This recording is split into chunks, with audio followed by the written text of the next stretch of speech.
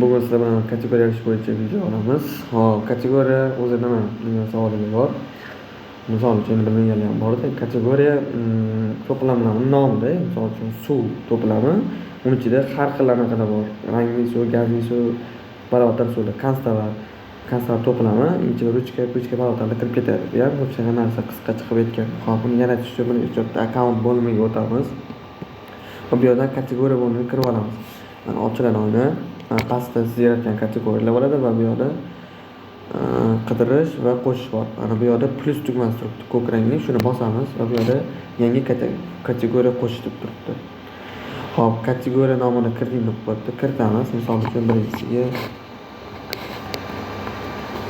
deymiz va bu yerda yaratish degan tugmasi bor. Bekoqsiz o'chib ketadi. Yaratish tugmasini bossangiz yaratiladi. Bosdim va mana yaratildi. Hop, endi biz tahrirlash va o'chirishni ko'ramiz.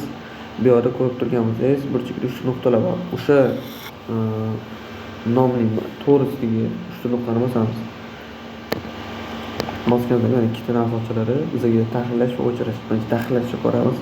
Tahrirlash ustiga bosganimizda kategoriya degan o'zgarishni tahrirlamoqchimizda, kategoriya nomini, misol kategoriya 1 deb yozamiz va saqlash bitta bo'lsa avtomatik o'zgaradi. Hop, ko'rdik. Endi o'chirish qanaqa deymiz? O'chirishda mana kategoriya bosib turgan shu nuqtani bosib turib, o'chirish tugmasini bosamiz. Va bu yerda eslatib o'tadi. Ushbu kategoriyaga biriktirilgan mahsulotlarning hammasi o'chib ketadi. Shuning uchun diqqat bilan ko'rib, ishonchingiz komil bo'lsa bosinglar, xato bo'lsa bosamiz. Mana o'chib ketdi. Bu video qo'llanma shu edi. Qo'llangangiz uchun rahmat. Sog' bo'ling, salomat bo'ling.